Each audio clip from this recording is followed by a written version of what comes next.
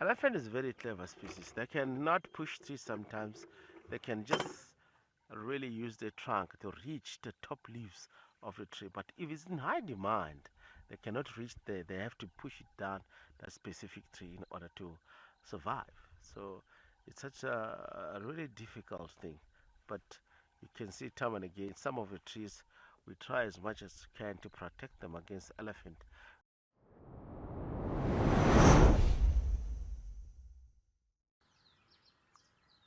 This little female still relies quite heavily on her mom. A lot of interactions between them. Bless them. White rhino.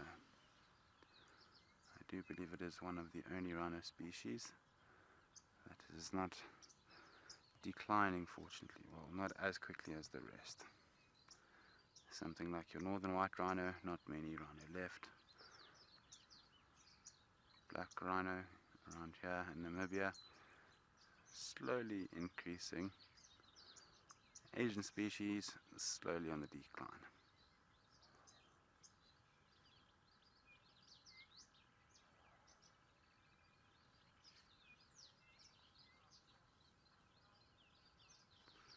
Look at that. That is perfect. Rhino tail with a red-billed oxpecker. In the ear, busy looking for ticks. There's a lot of blood vessels that are very close to the surface of the skin there in the ear. And that's where a lot of ticks like to hunker down. And what we're watching here is a red-billed oxpecker busy doing what a red-billed oxpecker does best, removing ticks from rhinos. We have two oxpeckers that are using the groin area of a rhino as cover from the rain. There are two of them in that little opening down there, and then one on the rump of the rhino. So obviously someone's keeping keeping a lookout. And the rhino also just passed the wind, so I'd hate to be those two oxpeckers stuck between the legs. Oh no ways. That baby's yeah, that baby's not telling me he's too happy. Telling me he's out here, but he's not happy about being out in the rain.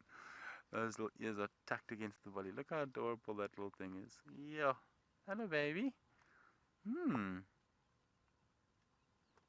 That baby's cold. That baby's very cold.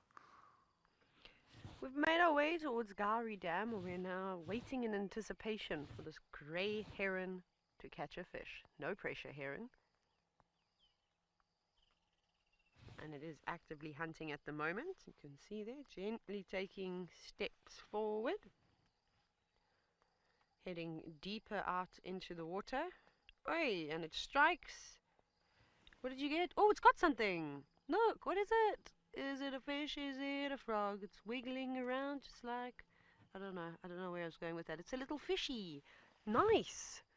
Good job, heron. You only need about 180 more of those to go before you will be full. How is this possible that I cannot see a leopard, but I'll see a frog randomly sitting in a tree and poor doesn't know where to go? Do you see it? At the back there. On the branch, the main. I'm going to come back around in the car. Why is my life like this? I think I just need to be on foot. I should stop going and doing safaris in vehicles. It's not working for me anymore. Now me and BK are slowly but surely waiting for this big boy. It looks like he's stalking us. We can still see you behind the tree, mister. And hopefully he comes right up to us. I am wearing my favorite cologne today. Toilette du Olifant. So hopefully he picks up on that and comes says hello. He's a nice big boy, nice thick tusks. So we don't generally go on the length of the tusks when we're trying to age an elephant. We're talking about the girth, the thickness of those tusks. He has used them quite heavily. They are quite short. But as you can see, compared to this tree, he is huge. Oh, that is a conversation starter of note. The wire on the trees versus the elephants. And that's why we have the wire on the trees, is because of elephants like this boy, who will go up and strip the tree of its bark. Use those nice sharp tusks, get in between there and wedge it open.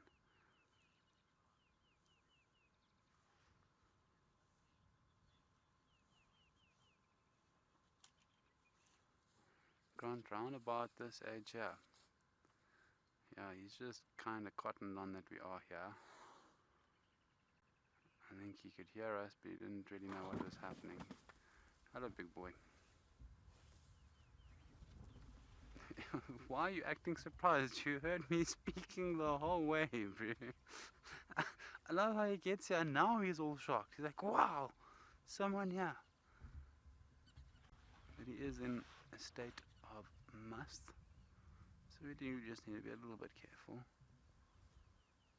But I enjoy good elephant interaction. I have to say it is my kryptonite. There's a good sign that he is in must. There is or at least one wet leg there. That would be all the urine that is filled with testosterone that is leaking out of his penile sheath and onto his legs. So a cool way to track an elephant, because that stuff will stay on the ground and leach into the soil, and that scent will be there for a good while.